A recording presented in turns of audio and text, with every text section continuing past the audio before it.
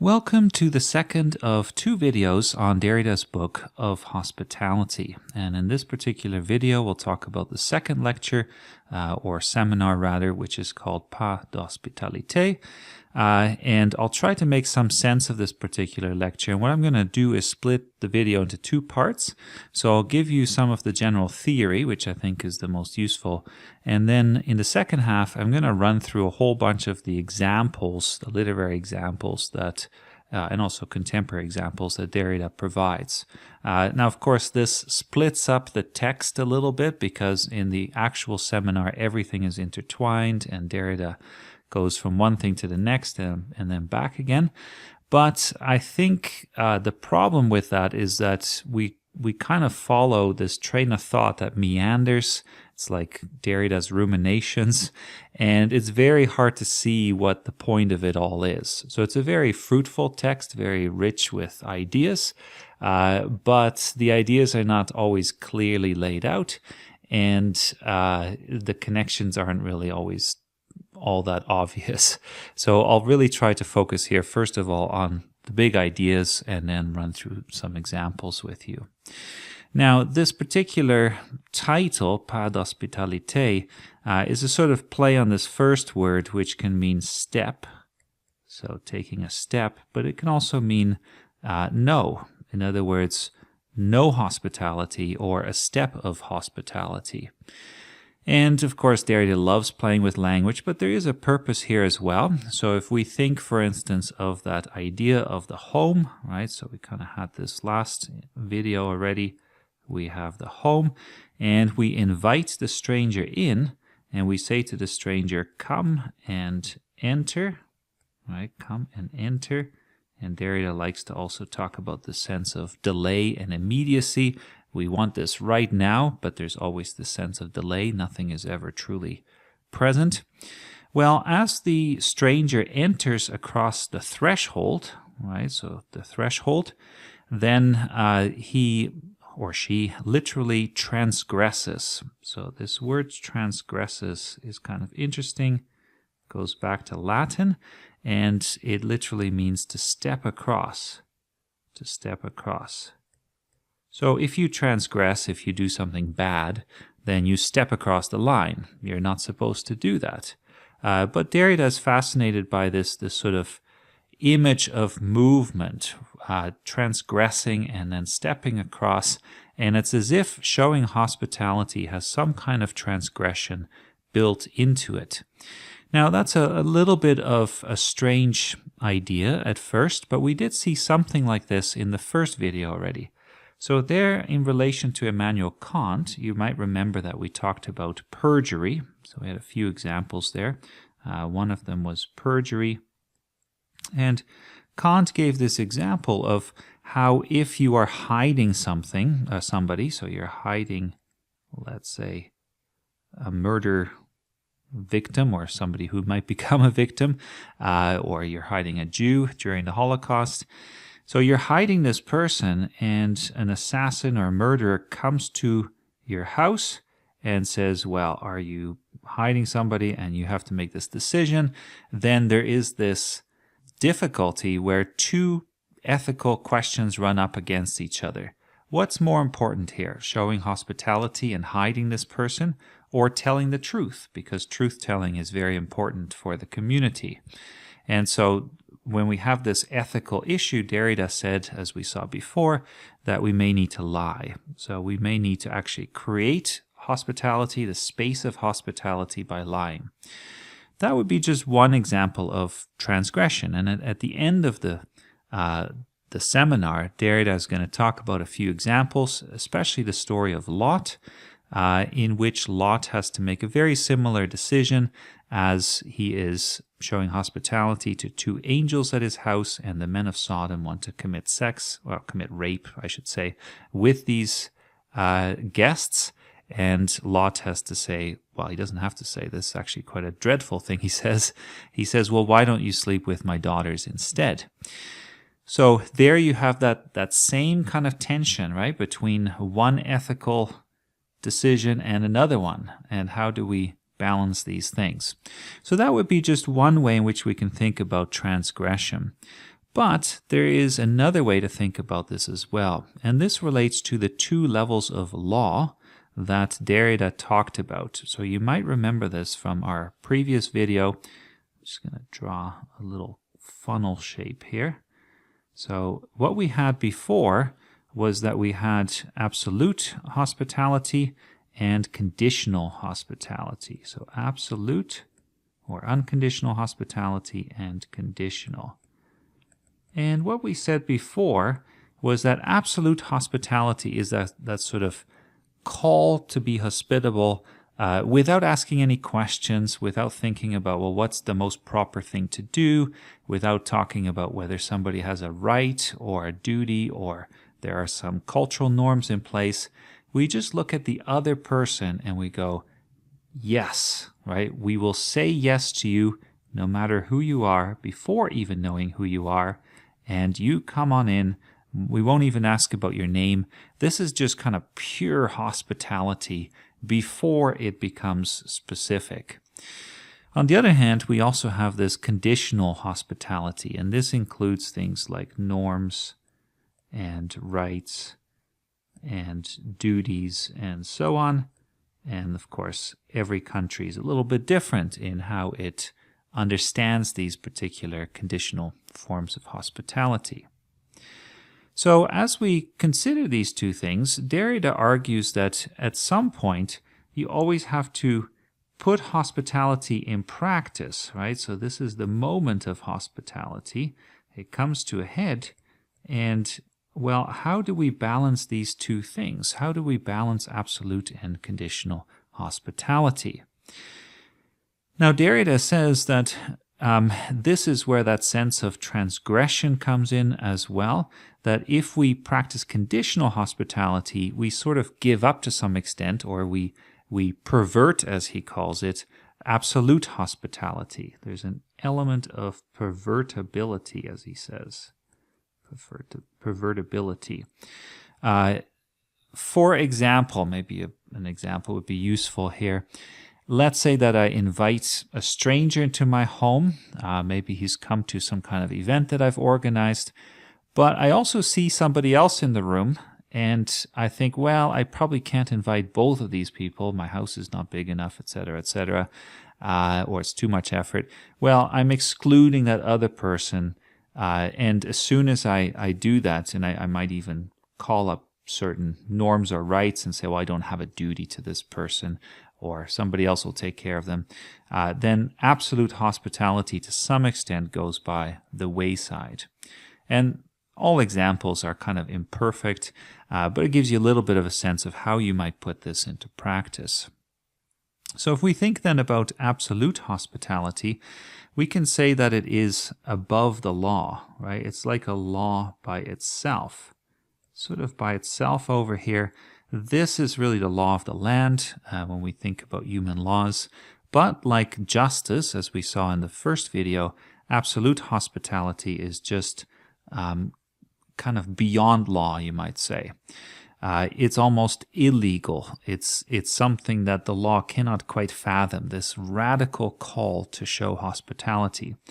And that's also why Derrida refers to it as nomos, anomos.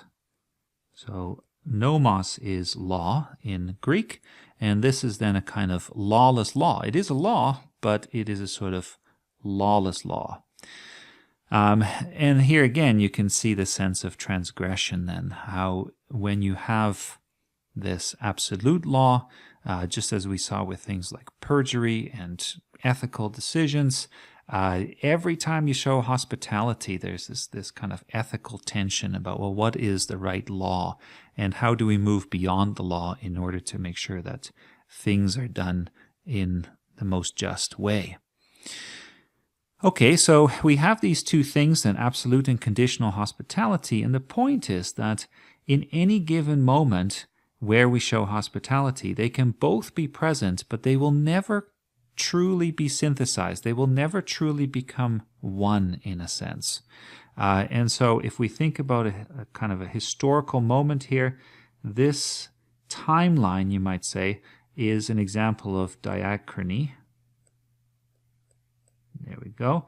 Diachrony is where you study how things happen over time, but you can also talk about synchrony. And synchrony is really where you look at one moment in time and how multiple things happen, right, at the same time. So in this particular moment then, we see these multiple things, and the difficulty is how do we relate these two to each other? Later in the text, Derrida actually suggests that what will be helpful is if we come up with what he calls intermediate schemas. So intermediate schemas. You know, we can never practice just absolute hospitality by itself, and neither can we ever just be focused on conditional things, but we have to kind of find practical ways of putting them both into action at the same time. And these practical solutions, which are always imperfect, Derrida calls intermediate schemas. Now, this relationship then between the absolute and the conditional, Derrida refers to as a non-dialectizable, it's a mouthful here, so I'll just write it out, non-dialectizable antinomy. And, antinomy. Sorry, a little bit hard to read there. There's an N and an O. Now, you might be able to tell already from this word antinomy that we have this word nomos again. So the idea here is that if we have two laws, right, two ideas, and they are in contrast to each other, then how do we reconcile them? How do we relate to them to each other?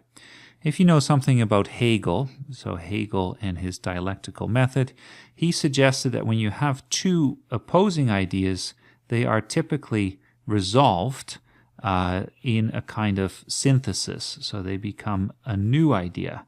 I'm giving you a very simplified version of this. That would be a dialectical process where we have this kind of synthesis. But in this case, we have an antinomy, two opposing ideas that we cannot easily reconcile, and they cannot be unified through dialectic. So it's very much against this kind of Hegelian thinking. Okay, so we have a pretty good idea then of how absolute and conditional hospitality relate. To make this more complicated yet, we're going to add one more kind of diagram to our thinking here. We've talked about the home before, but we can also think about a different kind of home, and that would be the self. If we think of a person, right, there's the self, and Derrida likes to refer to this as ipseity. We talked about that term in the first video. Ipse is Latin, pronoun for himself. So it's this sense of subjectivity, right? Who you are as a person. Now, one of the ways in which we can think of hospitality is that subjectivity, or the self, is constantly also identified or constructed in relation to the other person. And the other might be a foreigner to us. So we also invite the other person into us, right? Come into me. And in some ways this can also be sexual, but that is not necessarily the first idea here. So we invite the other person into us. They affect who we are as a person.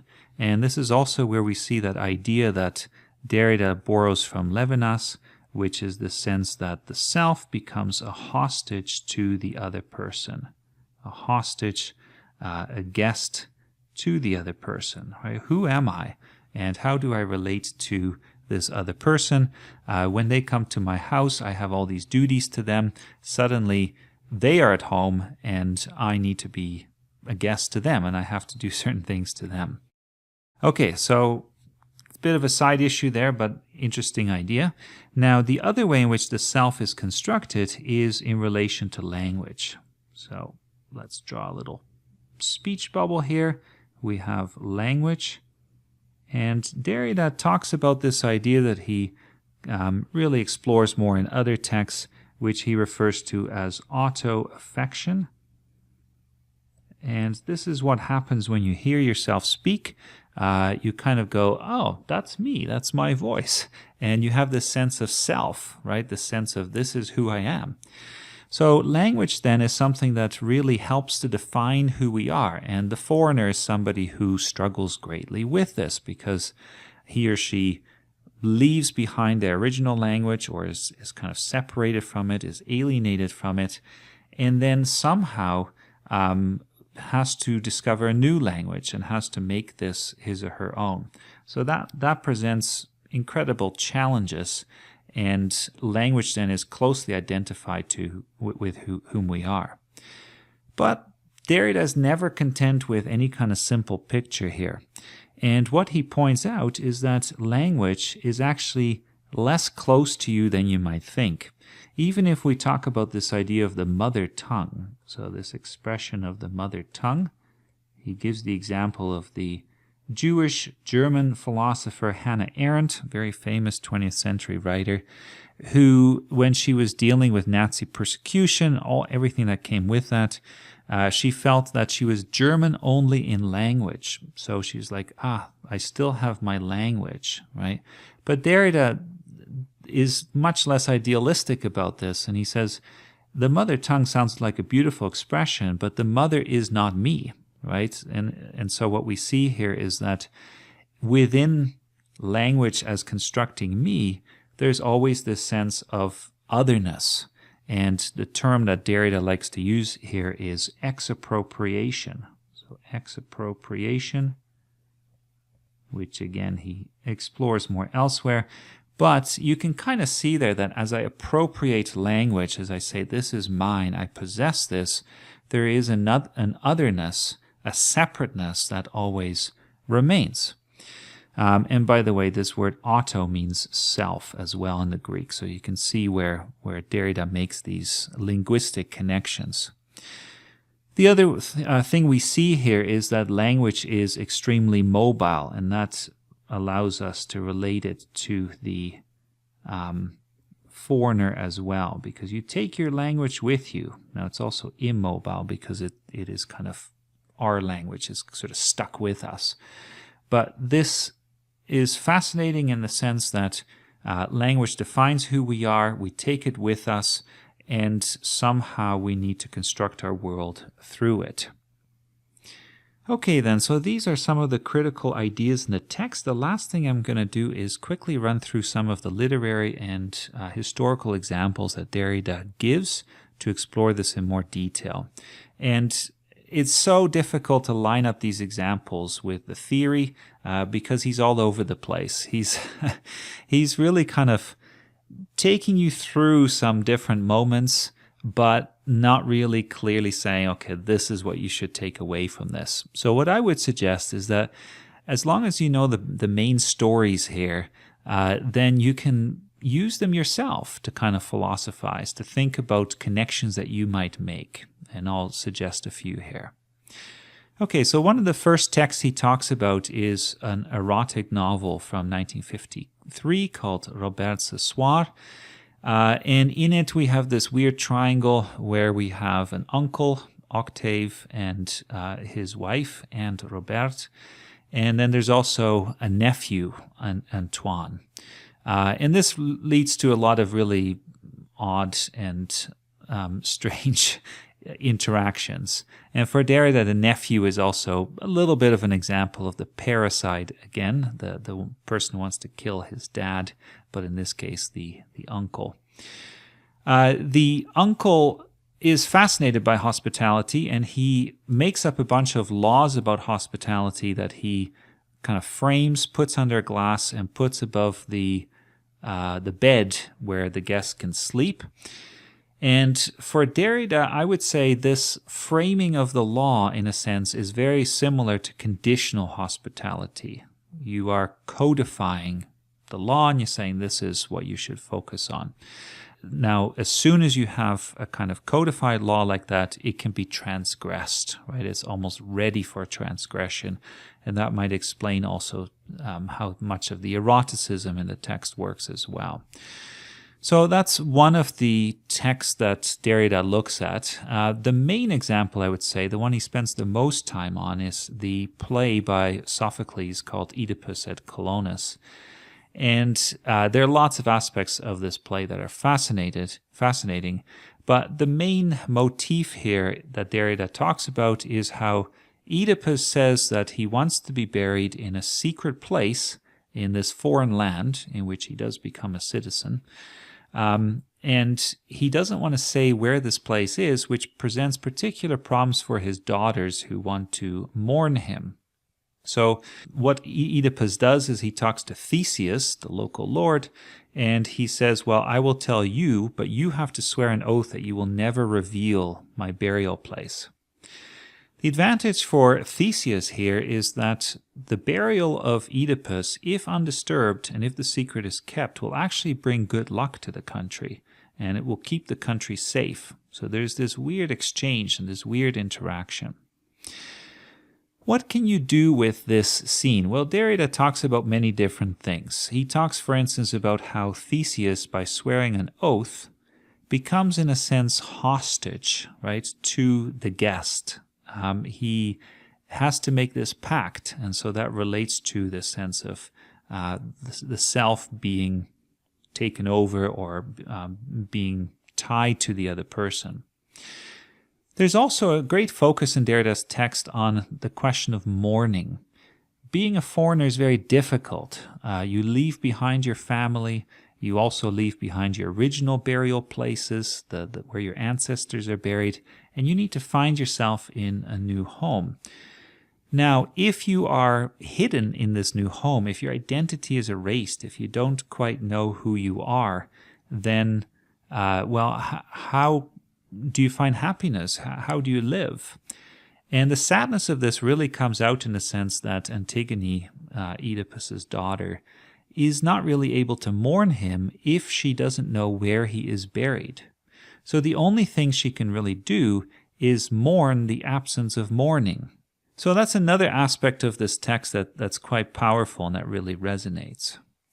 Another thing that we can take away here is the sense that as Oedipus gives good luck to his new country, his plight as a foreigner starts to affect the country itself. And for Derrida, this is the sense that things like law and tradition are shaped by an outside. In other words, you can never just have law by itself. There's always something beyond the law. And just with tradition and culture, the same thing happens. The outside always shapes the inside. As the foreigner comes from abroad, comes from beyond, the foreigner is critical in shaping the tradition of the culture. You cannot avoid that sort of interaction. The two go hand in hand. We also see this focus on language again that we saw before. It's not always as obvious, but if we think, for instance, of how Oedipus is encrypted, in other words, he's placed in a crypt or a tomb, there's a great metaphorical kind of meaning to this. So first of all, of course, on a literal level, Oedipus has lost his eyesight. It's like his body is a tomb. He's stuck inside his own body, and there's a kind of encrypting there. There's also the fact that he's getting buried, so that's another encrypting, being placed in a crypt. But beyond that, there's a kind of codification or encoding, you might say.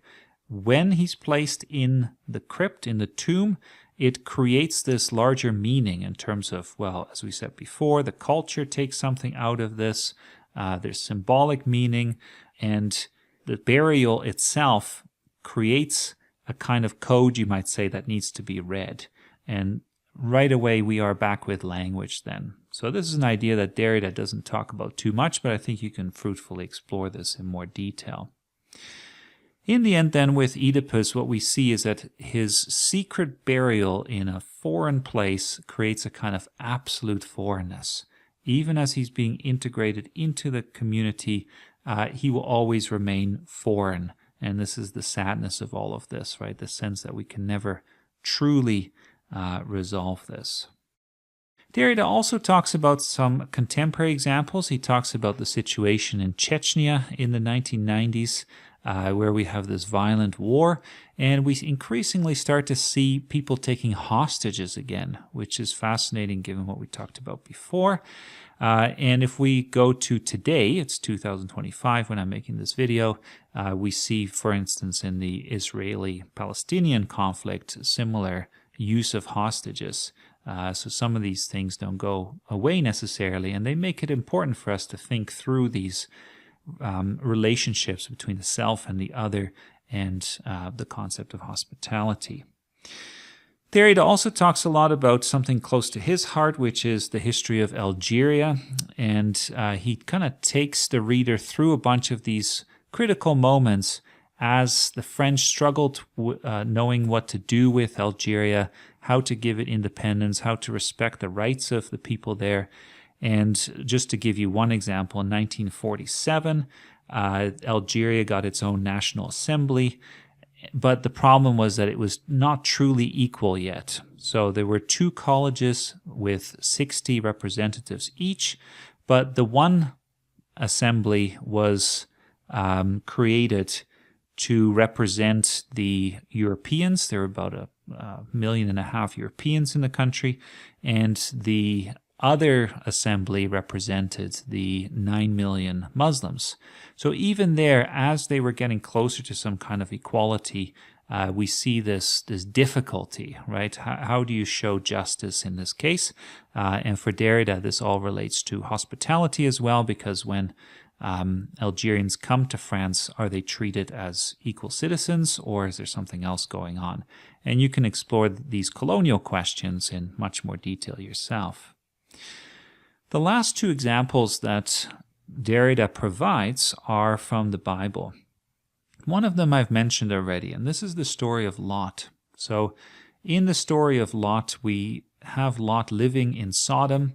The people there are sodomites. In other words, they want to sleep with the same sex, so men in this case. And when Lot is hosting 2 angels, the men come to his house and they say, well, allow us to sleep with these guests. It literally says allow us to penetrate them. And Lot is upset by this, and he says, well, no, I can offer you my daughters, which is a horrible thing to do. But in the end, the angels close the door. They kind of give the Sodomites blindness, at least temporarily. And so Lot and his family is saved, and then they finally leave Sodom before it's destroyed by God. So that is one of the stories. And as I suggested before, Derrida talks about this story in particular because it allows him to relate it to ethical choices. So if you need to make a choice between 2 very difficult things, which one do you prefer? Do you give up your guests and betray hospitality, or do you give up your daughters and betray family love and values? And it's sad that this is even a choice. The other story is very similar. So this is in Judges 19. There is a Levite who has a concubine. His concubine goes home because she's not very happy with the Levite. He follows her, and the father-in-law shows incredible hospitality to the Levite. He has him stay at his house. He says, don't go yet. And then finally, after many days, when there seems to be some reconciliation, the Levite goes home with his concubine. But as they are traveling, what happens is that they first come to a city called Jebus, and this is the future Jerusalem, but it's not yet an Israelite city. And so the Levite says, he says to himself, well, let's not stop here. Let's just keep on going, because we don't know how these people would treat us. Finally, they get to another city, Gibeah, where there are Israelites, but the story of Sodom basically repeats itself. And in this case, the host who shelters the Levite, he says to the townspeople, no, you cannot have sex with my guest, with this man, the Levite. I'm not giving him up to you, but I could offer my virgin daughter as well as his concubine. In the end, the concubine is left outside with them, and in the morning she is dead on the threshold, very symbolic. And then what happens is that the judge takes her body home with him. He cuts it up in 12 pieces and he sends one piece to every tribe in Israel to shame them, to say, what have things come to today in this day and age? How can you treat people so despicably? So it's a powerful example that Derrida ends with to really make us think about ethics, but also about this larger question that we've talked about. What is absolute hospitality? How do you show it to other people? How do you ensure that you don't cut corners, that you don't betray this larger sense of what is just? And the last thing we'll mention here then is that just as with Kant, we have a categorical imperative, as we said in the first video as well. This is the thing that should really drive us, this universal law. And yet, we can never say that this categorical imperative is a duty. There is no duty, no debt to pay. We do it because we want to. It's almost spontaneous. And so we have to write this idea under erasure, as Derrida likes to say. In other words, it's a useful term, it's a necessary term, but it's also an inadequate term to describe this very difficult concept, absolute hospitality, which should inspire us, which should drive us, right? So there's this sense of inspiration. The absolute needs the conditional and vice versa, but we should never lose sight of the absolute, because that goal is really what inspires us to make a difference and do what is ethical and loving. All right, that's it for this rather long overview of hospitality, but I hope that you enjoyed it, and I hope you find it useful in being able to get the most out of this really fascinating text, so that it's a little easier to read and you can make it your own.